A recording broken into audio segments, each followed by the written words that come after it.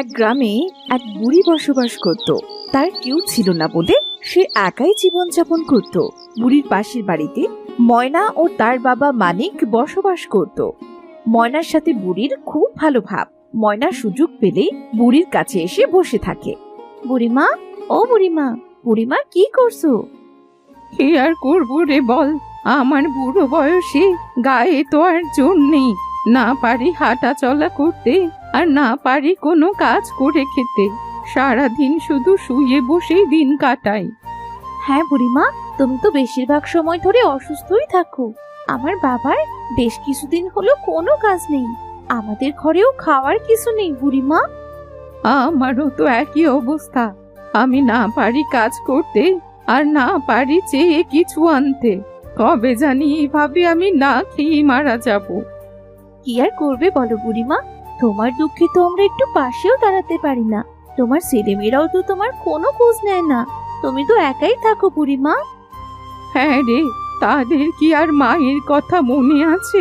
তারা হয়তো মনে করেছে তাদের মা মারা গেছে। হ্যাঁ বুড়িমা, তোমার ছেলেমেয়েরা তো থাকতেও অবহেলা করে, আর আমার তো মাই নেই। আমি কত দুঃখ পাই, যদি আমার মা থাকতো আমাদের এমন অবস্থা হতো না।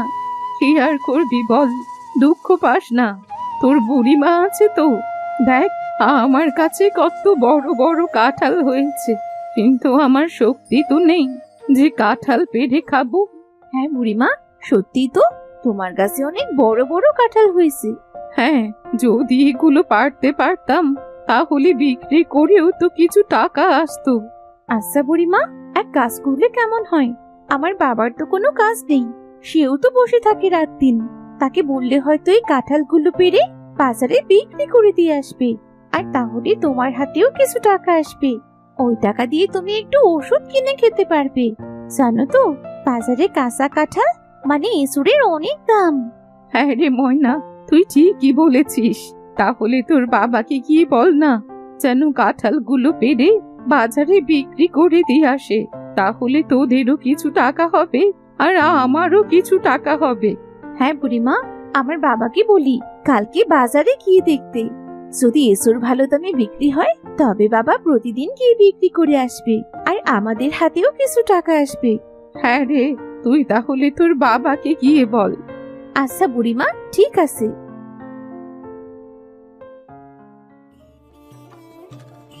তারপর ময়না তার বাবাকে বলল বাজারে গিয়ে এঁচুড় বিক্রির কথা। বাবা, বাবা। হ্যাঁ ময়না, বল কি হয়েছে, কিছু বলবি? বুড়িমার ওখানে মস্ত বড় এক কাঁঠাল গাছ আছে, ওই কাঁঠাল গাছে না অনেক কাঁঠাল আছে। তোমার তো কোনো কাজ নেই বাবা, আর বুড়িমার কাঁঠাল পাড়ার শক্তিও নেই।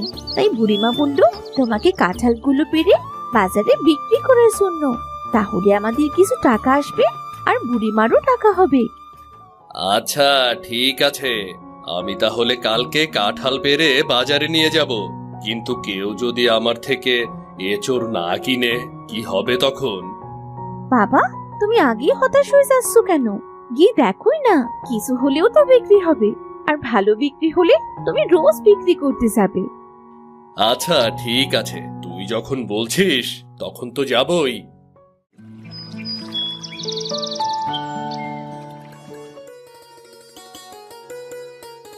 বাবা, বাবা সকাল হয়ে গেছে, চলো বুড়িমার গাছ থেকে কাঁঠাল পেড়ে নিয়ে বাজারে চলো। আচ্ছা ঠিক আছে, চল তাড়াতাড়ি এঁচোড়গুলো পেড়ে নেই।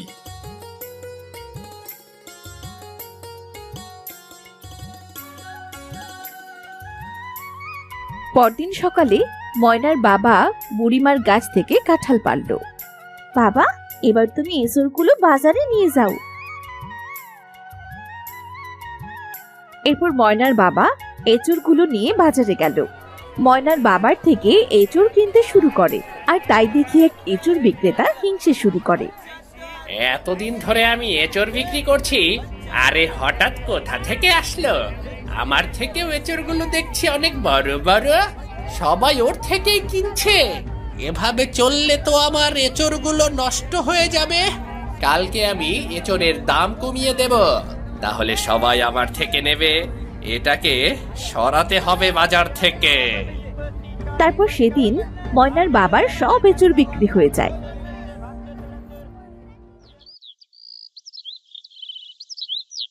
ওই টাকা নিয়ে ময়নার বাবা বাড়িতে ফিরে আসে আর ময়নাকে দেয়। ময়না, আজকে তো সব এঁচড় বিক্রি হয়ে গেছে। এভাবে বিক্রি হলে তো আমাদের ভালোই উন্নতি হবে। আবার কালকে এঁচড় নিয়ে যাব। তুই এই টাকাগুলো বুড়িমাকে দিয়ে আয় যা। ময়না সব টাকা বুড়িমাকে দিতে যায়। বুড়িমা, আজকে সব এঁচড় বিক্রি হয়ে গেছে, আমার বাবা কালকে আবার বিক্রি করতে নিয়ে যাবে। তাহলে তো ভালোই হয় রে, কিছু টাকা আসবে। এই নাও বুড়িমা, আজকের এঁচড় বিক্রি সব টাকা এখানে। আমায় সব টাকা কেন দিচ্ছিস? তোমার কাছে এঁচড় আমার বাবা তো শুধু গিয়ে বিক্রি করেছে, তাহলে তুমি আমাদের যেটুকু দেবে আমরা তাতেই খুশি বুড়িমা। ধুর পাগলি মেয়ে, এত টাকা দিয়ে আমি কি করব?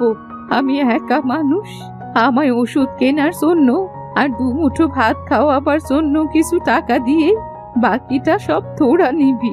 আমি কিছু রাখলাম আর বাকিটা তোরা রাখ। আচ্ছা বুড়িমা, ঠিক আছে, টাকা দিয়ে বাবাকে বাজার করতে বলি। ঘরে যে কিচ্ছু নেই, আমি রান্না করে তোমায় খেতে দেব। তোমায় কষ্ট করে আর রান্না করা লাগবে না, তুমি শুধু ওই টাকা দিয়ে ওষুধ কিনে খেও বুড়িমা।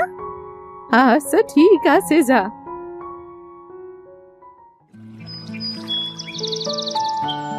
পরদিন সকালে ময়নার বাবা আবার এঁচড় বিক্রি করতে গেল, কিন্তু ওই অসৎ এঁচড় বিক্রেতা দাম কমিয়ে দেওয়ায় সবাই তার কাছ থেকে এঁচড় কিনতে লাগলো। আজকে দেখছি ওই এঁচড় বিক্রেতা দাম কমিয়ে দিয়েছে। আজকে সবাই ওর থেকে নিল, আমার থেকে কেউ নিল না। যাই, কি আর করা, আজকে আর একটাও এঁচড় বিক্রি করতে পারলাম না। যাই, বাড়ি চলে যাই। তারপর ময়নার বাবা মন খারাপ করে বাড়ি ফিরে এলো।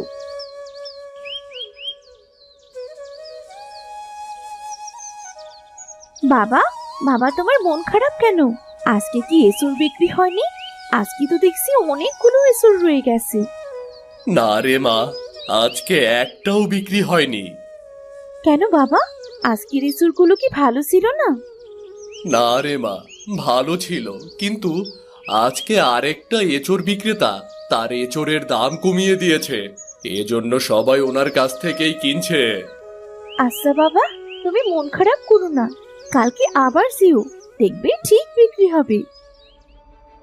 ওইদিকে ওই এঁচড় বিক্রেতার এঁচড় খেয়ে গ্রামবাসীরা অসুস্থ হয়ে পড়লো। তারপর গ্রামবাসীরা সকলে এসে চিৎকার করতে থাকে ওই এঁচড় বিক্রেতার নামে। তার নামে তারা অভিযোগ করতে থাকে। এমন সময় গ্রামের মোড়ল সেখানে উপস্থিত হয়। কি হয়েছে? তোমরা এখানে এভাবে চিৎকার করছো কেন? এই এসর বিক্রেতা আমাগর হকগোল রে বাসি পচা এসর দিছিল, সেটা খাইয়া সবাই অসুস্থ হইয়া গেছে। আমি এই ঘটনাটা দেখছি।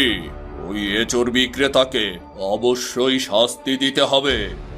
তারপর সেখানেই সে এঁচড় বিক্রেতাকে ডেকে আনা হয়। কিরে, শুনলাম তুই নাকি বাসি পচা এঁচড় বিক্রি করছিস। সেটা খেয়ে তো সবাই অসুস্থ হয়ে গেছে। না মোড়ল মশাই, আমি তো ভালো এঁচড় বিক্রি করছিলাম। তাহলে কি সবাই এমনি এমনি অসুস্থ হয়ে পড়লো? তুই তোর দোষ স্বীকার না করলে আমি কিন্তু তোকে গ্রাম ছাড়া করতে বাধ্য করব। আসলে মোড়ল মশাই, আমি লোভে পড়ে কম দামে বাসি পচা এঁচড় বিক্রি করছিলাম, এই জন্য হয়তো এমন হয়েছে। আমাকে মাফ করে দিন, আমি আর কখনো এমনটি করব না। তুই আর কখনো এখানে এঁচড় বিক্রি করবি না। তোকে আর যদি কখনো এখানে এঁচড় বিক্রি করতে দেখি তাহলে তোকে গ্রাম ছাড়া করব। আচ্ছা ঠিক আছে মোড়ল মশাই। তারপর সেদিন থেকে ওই এঁচড় বিক্রেতা আর এঁচড় বিক্রি করে না। এখন সবাই ময়নার বাবার থেকেই এঁচড় কেনে। বুঝলে ময়না, আজকে ওই এঁচড় বিক্রেতার শাস্তি দেওয়া হয়েছে। ওই এঁচড় বিক্রেতার এঁচড় খেয়ে সবাই অসুস্থ হয়ে পড়েছিল, এজন্য মোড়ল মশাই তাকে শাস্তি দিয়েছে। তার বেচা বিক্রি নিষেধ করে দিয়েছে। এখন থেকে আমি শুধু এঁচড় বিক্রি করব। এখন থেকে সবাই আমার কাছ থেকেই কিনবে রে। কি খুশি লাগে! হ্যাঁ বাবা, তাহলে আমাদের ভালোই তো হবে। তুমি সৎ পথে ভালোভাবে এসর বিক্রি করো, তাহলে সবাই তোমার কাছে আসবে। হ্যাঁ রে ময়না, আমি সৎভাবে উপার্জন করব, কিন্তু এচোর তো সারা বছর থাকবে না, তখন কি করব? বুড়িমা বলেছে তার কাছে সারা বছরই এসর পাওয়া যায়, আর আমরা গ্রামের সেসব গাছ খুঁজে বের করব সেগুলোতে সারা বছর এসর পাওয়া যাবে, আর তাহলেই তো সমস্যার সমাধান হয়ে গেল। তুই ঠিক বলছিস মা। তা হ্যাঁ রে মা, আজ কিছু রান্না করেছিস? বড্ড খিদে পেয়েছে যে। আজ তো মোরলা মাছের টক আর গরম ভাত করেছি বাবা, নাও মজা করে খাও। কয়েকদিন পর এচোর নিয়ে যান, এচোর আসুন আসুন, সবে গাছ থেকে পেরেছি গো, টাটকা এচোর নিয়ে যান নিয়ে যান। মানিক, দে তো আমাকে আজ দুটো বড় বড় এচোর দে। তোর এই এচোর সকলের এত পছন্দ যে তোর গিন্নিমা তার বাপের বাড়িতে পাঠাবে, বুঝলি? দে তো জলদি করে। এ আমার সৌভাগ্য মোড়ল মশাই, এই নিন, এই দুটো নিয়ে যান।